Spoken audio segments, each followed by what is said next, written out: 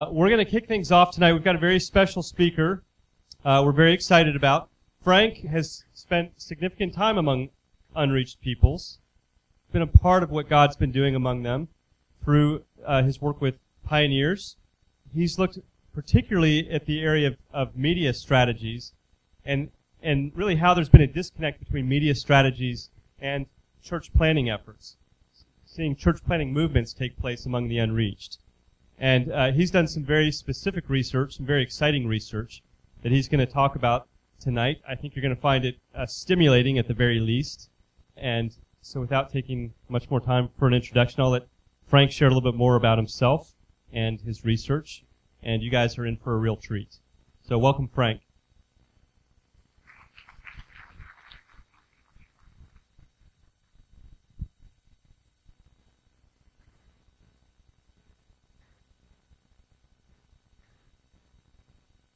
I am with Pioneers. Been with Pioneers for about 20 years. But several years ago, I had a neat privilege to be involved in research at one of the major universities here in the U.S. I basically went to a secular university and got involved with researching media and how media is used among radical groups. I'm also within our organization. I work with the church planning movements part. So I kind of work with both people, both parts, media and media strategies, as well as church planting. So I kind of look at the two groups together. Several years ago, I was asked by a Boston research firm to help study religious websites. We looked at Hindu, Buddhist, Christian, and Muslim websites, looking at media effectiveness, particularly how they recruited people to be part of their groups. The reason that this was interesting to these groups was because Homeland Security, as well as other groups within the U.S., recognized that both Al-Qaeda and a lot of jihadi organizations were very excellent. They did an excellent job at recruiting people through internet and through other types of communications. But they couldn't understand why these sites were so compelling. They were very bland in some ways, but they were compelling, and yet they knew that they were effective. I was involved in one research project where we were looking at a jihadi website for about 6 years, looking at the data from 6 years, and we recognized that roughly around 30% of the people who were part of that website were converted to jihadism within 3 to 6 months of entering into the website. So that time frame and that type of level, they knew that something was going on, but they didn't really understand why. We had been researching things such as how to sell things, how to get people to be involved in political activities, what we call low-level decision-making processes, and that was well researched. We understood the psychological, sociological methods that went into these types of activities. But for someone to actually go onto a website and after 3 to 6 months willing to die for a cause, that was greatly under-researched. And so this posed a unique problem for those of us who are involved in communications and communications activities. What was so compelling of a website that they'd be willing to do that? Was it the placement? Was it the program? Or was it actually the process? So this actually, for those who are involved in research, this was an exciting question. It was a media effectiveness question. So I was actually invited to be part of this kind of research. As also a little bit of my background, I was involved in some of the cutting-edge research on a radical group called Hizb ut-Tahrir. Hizb ut-Tahrir was well known to be a media-driven organization. They, about 30% of Al-Qaeda members came from Hizb ut-Tahrir. I had a chance to be involved in researching and getting to know them. I was involved in the website and doing data analysis for the website for several years. I got to meet some of the senior leaders and interviewed them. I participated in this particular conference. That's me up in the little corner. I was one little white guy and 90,000 radicals in the auditorium in Jakarta.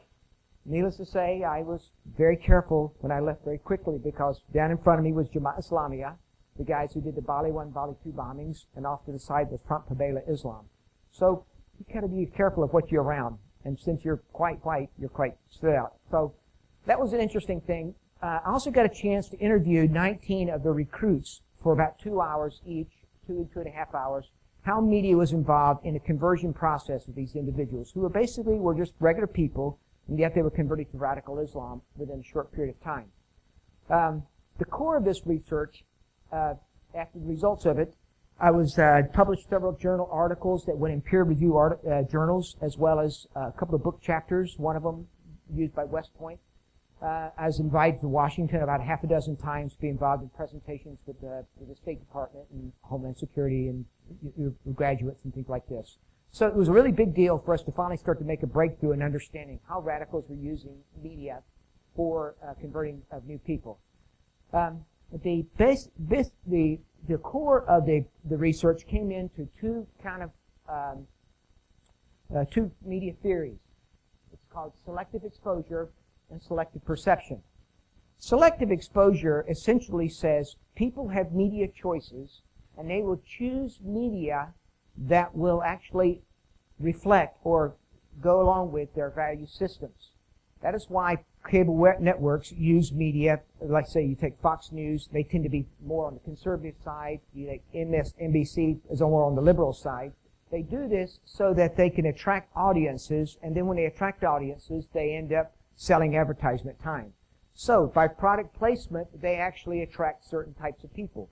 And it's called selective exposure. If you're actually more of a conservative person, you will probably watch more Fox News. If you're more kind of liberal leaning, you'll end up watching some of the other news networks. So people choose how they use media and how they consume media. Selective perception is if you hear alternative messages than your current belief system, you'll tend to filter those out. You just don't receive them carte blanche. For an example, we had the recent elections with Romney and Obama. If you're probably supporting one candidate or the other, if you heard the opposing, if you're a Romney fan, if you heard Obama messages, you would basically say the guy's a liar. I don't believe him. He's crackpot. He's going to cause our country to go down the tube. If you're an Obama fan, you would basically say the same thing with Romney. And the reason we do this is because we perceive alternative messages with disbelief. We don't believe them. So with the selective perception and selective exposure, we basically can choose and filter out messages that don't fit our own milieu. So that's actually kind of important, because what Al-Qaeda did was that they understood this process, and they used this to harness to their advantage. They basically, instead of trying to persuade the masses to the radical perception, they ended up using media to identify people that were positive to their positions, and they captured identifiers of these individuals who are positive leaning. Identifiers meaning the email addresses, their handles, ages. They would have sign-ons so people would be able to gather this information. And what you're seeing up here was not just a bunch of gobbledygook. I'm not sure if we can turn off the front lights here so this can be a little clearer. What you're seeing here is not really gobbledygook. This is actually what we call a social network analysis of an Al-Qaeda website.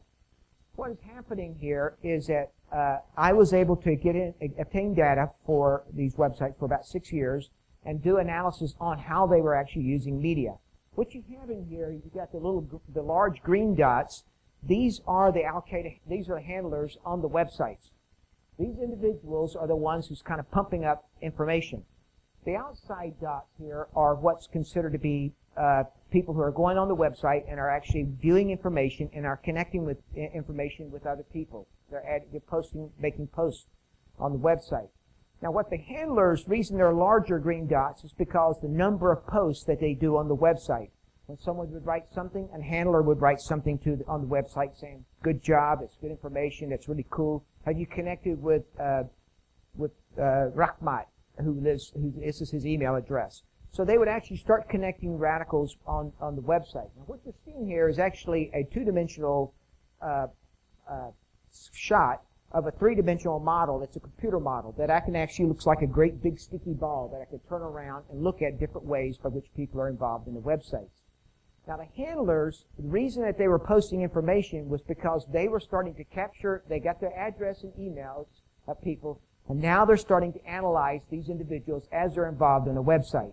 If you logged on, they gave you a number of 1. If you actually went on the website and read through multiple pages, they would assign a number 2 to you. If you actually went on the website and actually posted a comment onto someone else's website, kind of on someone else's tag or content, they would give you a number 3. If you actually went on the website and actually posted a whole new thread, they would give you a number 4. And what they would do is people would go on the website and do these types of activities. Their goal was they wanted to measure intentionality on the website. They would go on there and watch you, how you go. And they would actually create a magic number, I don't know what it was, maybe 50 or 75 numbers that you would get, begin to accumulate them. And when you hit 75 or this 50 or 75 number, then they would send an email to a field guy, a recruiter out in the field, and say, this guy who lives in Iran, Iraq, or someplace like this, he has actually hit the magic number. He's worthy of communicating and connecting to them. So what they were doing was that they were measuring intentionality, and their goal was to connect with the individuals. The goal was to persuade the persuadable. So essentially what Al-Qaeda was doing with a 30% success rate, keep this in mind, was they were shifting from persuasion media. Their goal was not to try to persuade people. Their goal was to identify people who were open for religious change. So essentially they were pushing from what is called a push media strategy to a pull media strategy. Now, what's the difference between push media and pull media? Push media basically sends a message to an unknown entity with the idea that you're going to change their opinion.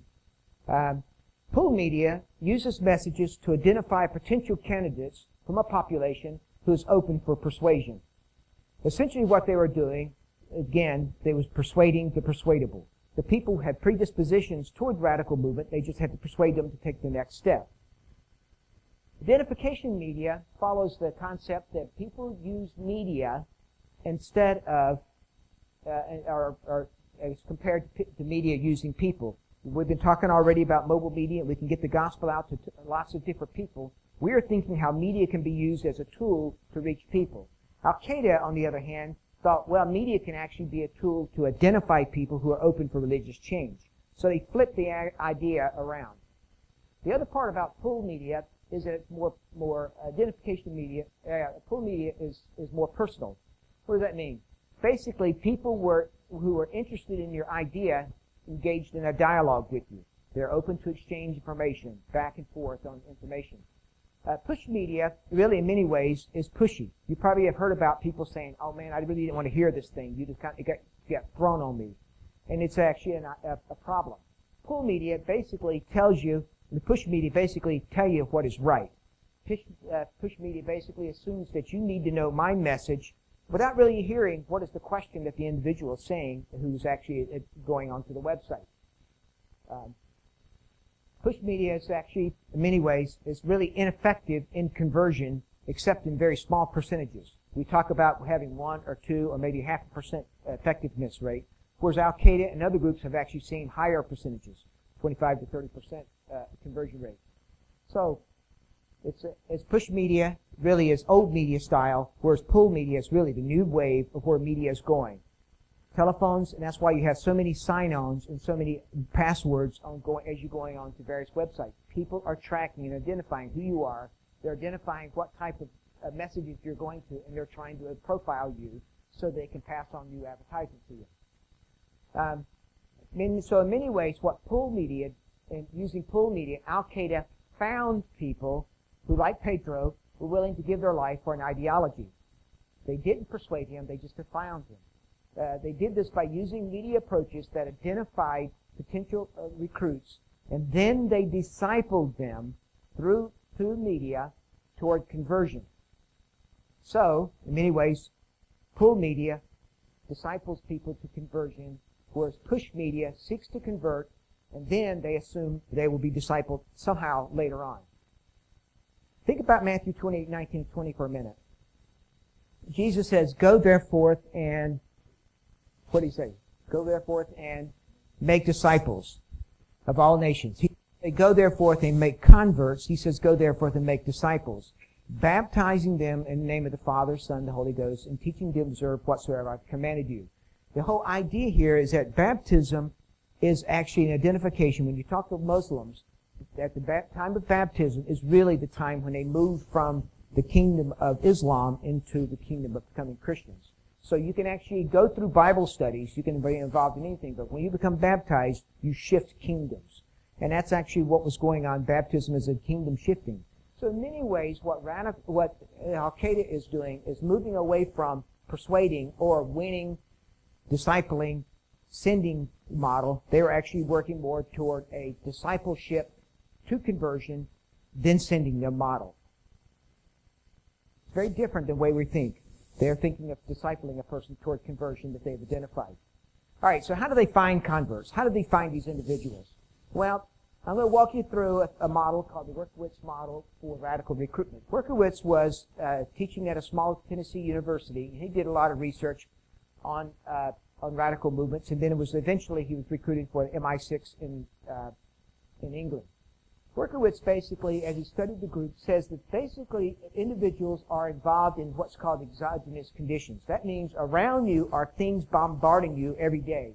These could be economic, they could be political, they could be social, they could be personal, they could be dreams and visions. Things are coming in from the outside. People talking to you. They could be things come in from the outside. As you're involved in these, for example, we were just talking about the video that caused the Libya. First there was riots in Cairo. Recruiters know that these exogenous conditions exist, and they actually use these to their benefit. Before the video was released, before basically demonstrations happened in Cairo, this video had been out for 6 months. So the websites begin to ramp up to get ready for a processing of individuals who are going to come from this media event of a radical, of what's happened with this video occurred recently in Libya. I forget the name of what's it called, something of Muhammad, the life of Muhammad, whatever. It doesn't make a difference. The thing is that they were getting ready for it. As soon as they were ready, then they encouraged to have a demonstration in Cairo against this event.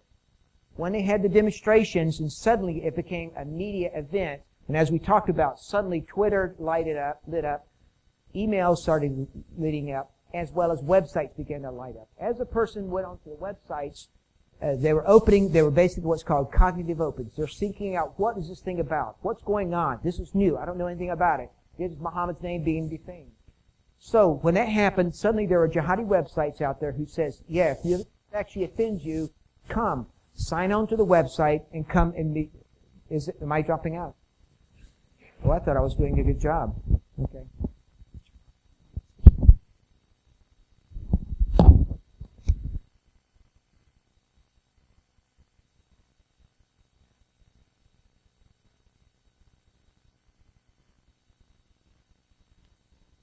Am I good? Okay.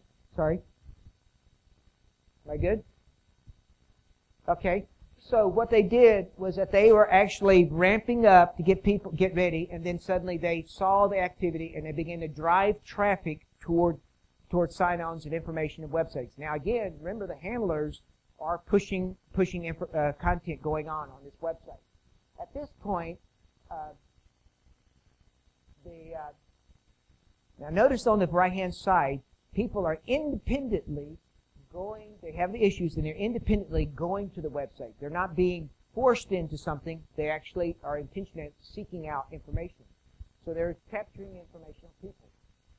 After that, there's involved in a thing called religious seeking. A person's wanting to figure out what's this all about. And as we talked about, many people became believers. They were seeking out Christian activities.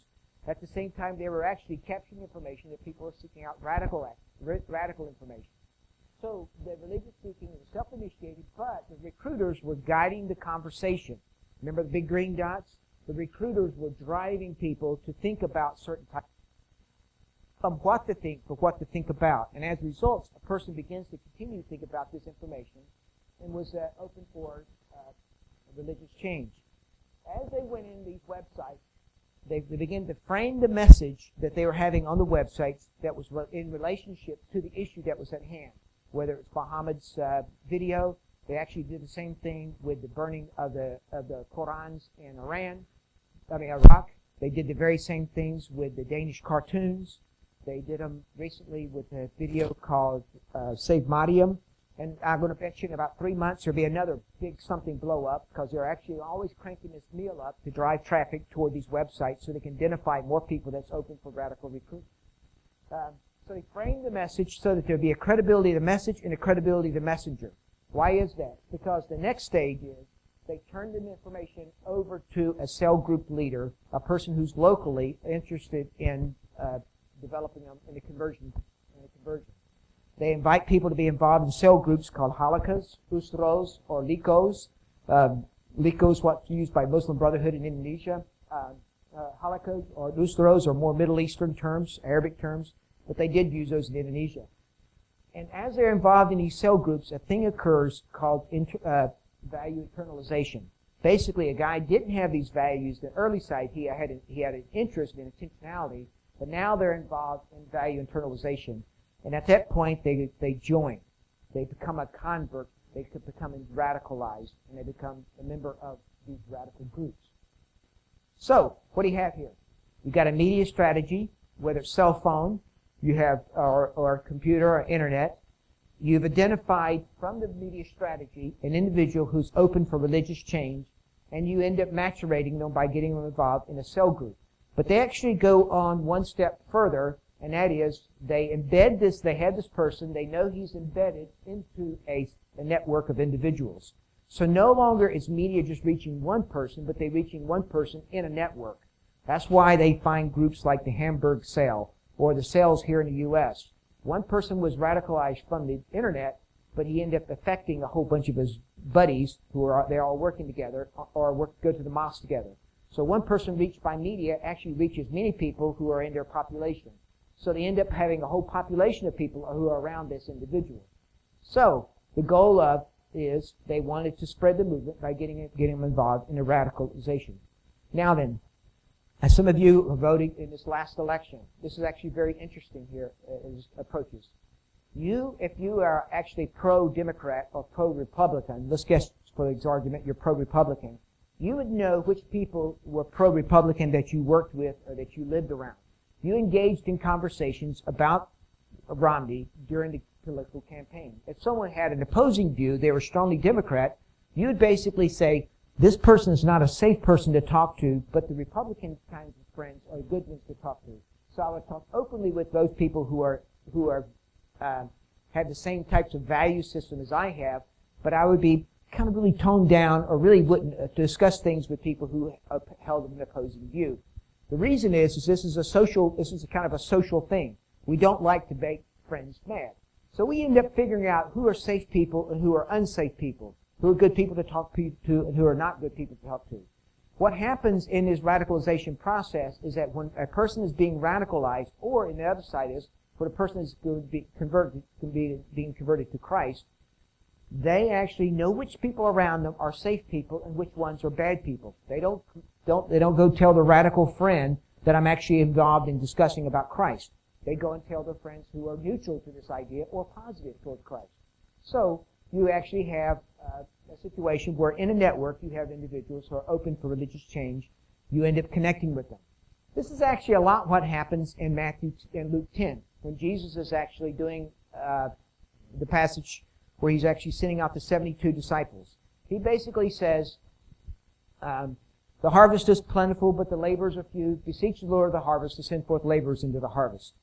Now then, we typically use that passage as a recruitment passage to go out and go to churches and say, we need more people to go to the unreached people groups because they're all dying every day and we need to have more workers. The harvest is plentiful, but the laborers are few. But in this context, Jesus is talking to 72 disciples whom he is not sending to the temples to recruit more workers to go out to the harvest. He's actually sending these people into the villages. And he says to them, go to places where I am going to go before you. And then he says, when you go into this area, go to a place and find a person of peace, and let your peace reside upon him. When you go there, live in his house, engage yourself in his lifestyle, eat what he eats, sleep where he puts you, and then involve yourself in the neighborhood. And then go and preach the gospel to everyone around them and heal the sick. Well, people who are positive about the person you live with would be the network that you would actually engage yourself in. So really what you do, the person of peace has a network of individuals that you could actually speak to, because you actually are transference of, I got Indonesian stuck in my mind, hormat, transference of respect from your local individuals. So, Jesus was actually following a very similar kind of model of identifying one person who can actually bring you into a neighborhood to reach all others. So what Al-Qaeda was doing was essentially this. That's what they're actually doing right this moment. They're using media strategies to identify certain individuals who are embedded to the network so they can spread the radical ideology to those people around them. Now, if we're using mobile media, I can guarantee you, I know it, I've actually talked to the radicals, they're actually probably 3 or 4 steps ahead of us in how to use mobile media in a radicalization process. They're way ahead. But what they've actually done is that they've linked media and basically network theories in how to actually reach a population. Their goal is not to present the message, but to identify individuals who can become change agents for a community. So, what do we have here? And one of the things I'd like to encourage you is to think a little bit about, and I can talk a little bit more about any of you this week, is to start thinking about moving from a push strategy, which is actually pushing something out to a thing, to building in identification strategies into your media projects. Otherwise, you're going to be missing those people who can actually change a whole community. Now then, I'm probably going to take some Q&A time. I've talked a lot, and I want to kind of hear some of your feedback on some of this. This thing blew up on me here. What happened? So, now I'm going to put my email. I think it's in the thing there. Questions? Any questions you have? We got how much time, Clyde, before? Yeah, 5 or 10 minutes. Any thoughts or questions? Yeah, Gary.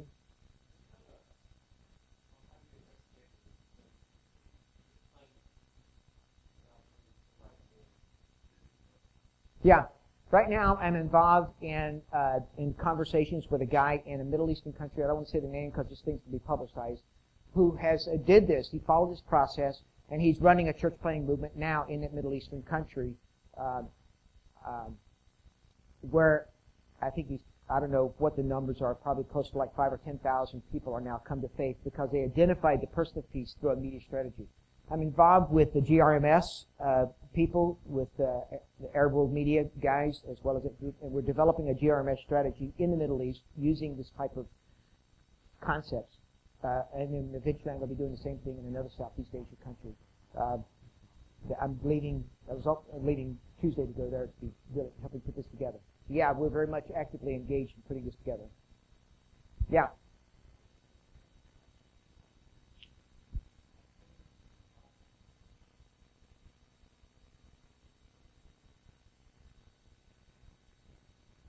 Well, generally, people who are wanting to join Al-Qaeda are violent, if you want to call them Al-Qaeda. And I would say violence is not their intention.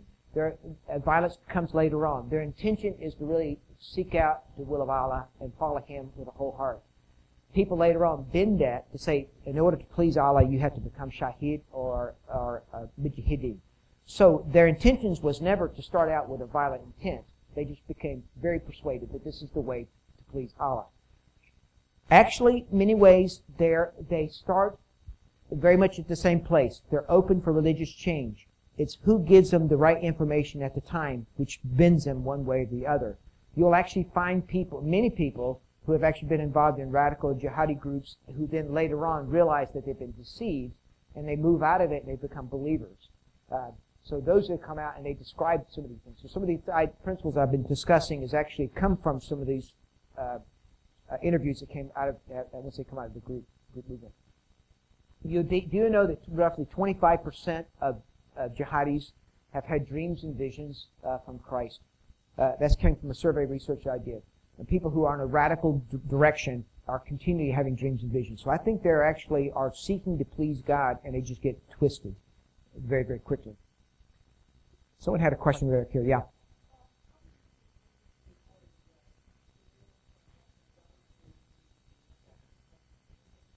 Well, the fact that I've got the information it says today. Okay, the question is, how do these groups avoid surveillance by groups? The fact that I have the information basically says they didn't do a good job. So it's not a problem. In fact, they really don't care about being surveillance. Because right at this point that they're involved, they're open source radical sites. It is actually not in the, well, I want to stay off of that because of reasons from my research background. So, but they do. Any more questions? Yeah.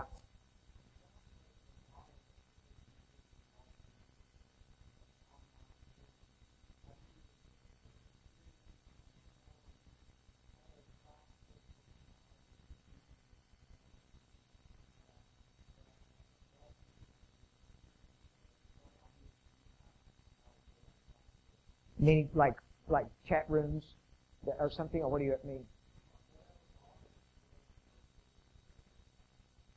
I think the big thing is having identifiers for people who come on the website. We actually measure success based on number of based on page counts.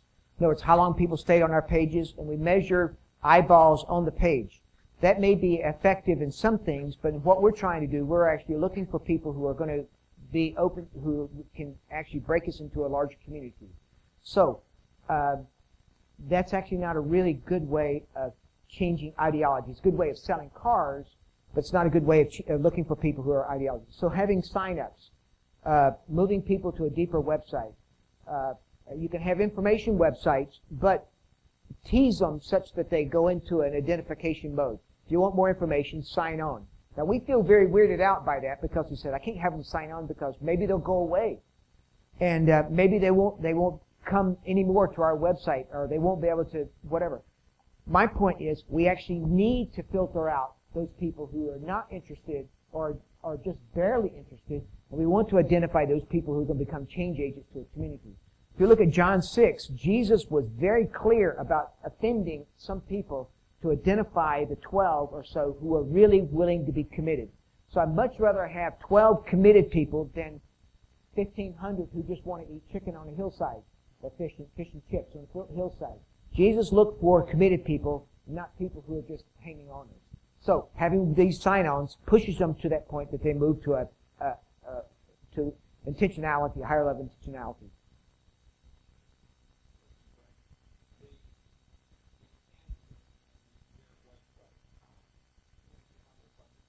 Yeah, they're funded by your gasoline.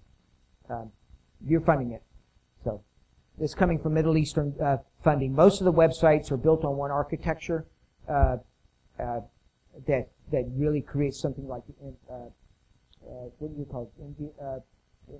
Emoji. What is this? What's the? Huh?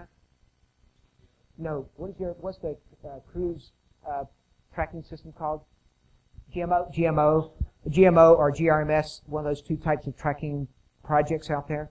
They have actually one that they use to measure. What they do is they measure a person who went on website A, website B, website C, website D. So they actually accumulate all that information and capture it together to measure a person across platforms. So they work very collaboratively on the theoretical business.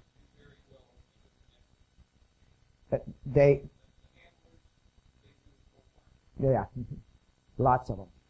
Yes. Yeah. If you look at the square, they had quite a few of them on there. Yes.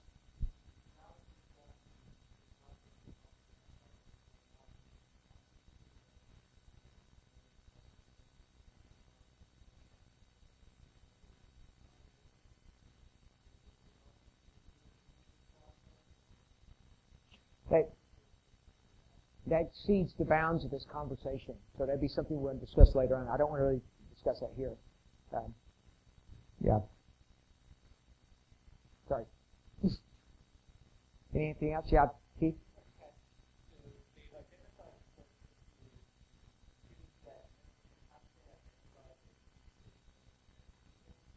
Just by it's a social network theory. Basically, people are not converted in a vacuum. We basically always think of one person being in a conversion process. In reality, there's always whole groups of people that are interested in the conversion process. If you look at John 1:35 through 52, when Jesus is calling the 12 disciples, the core of his discipleship group. All these guys knew each other before Jesus met them. He basically came into a network of individuals, and by connecting with a few outsiders, and then he broke into a group. And this group stayed together as a group. There's an article in EMQ called the 2.5% Principle by Dwight McGuire, and that it describes that whole strategy, or how that whole thing works out sociologically. So, and nobody converts as an individual. They always convert as a group, particularly in high-risk situations. They have to have a collaborative group together for the conversion process to find its way through. When we were in Indonesia, we found that when an individual converts through some type of media strategy, by and large, if you track them, they fall away.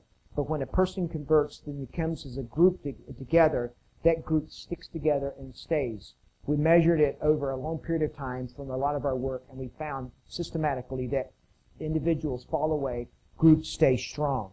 So we end up, and we did this by looking, anyway, it's a long process, but we ended up understanding that. So we then, when we were receiving media respondents, if they're an individual, we sent them a Bible and blessed them because we didn't have the resources to follow them up.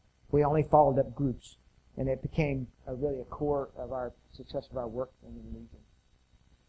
Yeah.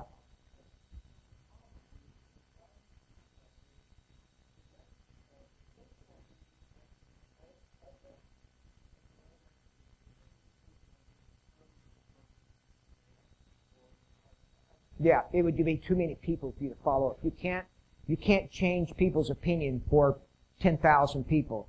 We found this in one of our media projects. We had 68,000 Muslims responding to a media project. We couldn't handle it, so we had to crank up the standards in order to focus on only those people who we could actually spend time with. So yeah, you don't have the resources to handle 68,000. You need to find that core that can work with it.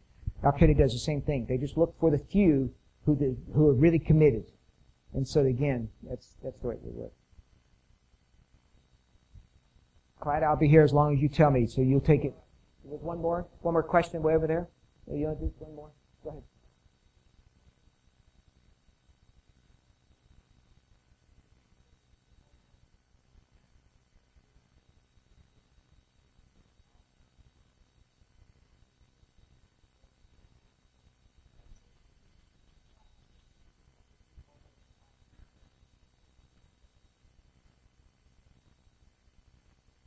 I don't think it's culturally based at all. I think it's sociological and it's psychological. In other words, people who are in high identity decision-making processes, like changing religions, is a high identity process. They don't do it in a vacuum. You've got to find other individuals. So let's take homosexuality, for an example. People don't become homosexuals all by themselves. You've got to find other people who have tendencies in that direction.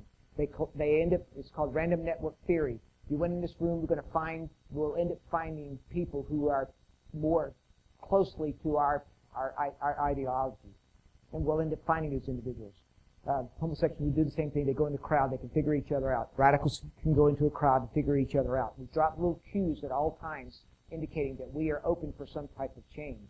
And we find those. We do the same type of signatures on the internet or in media.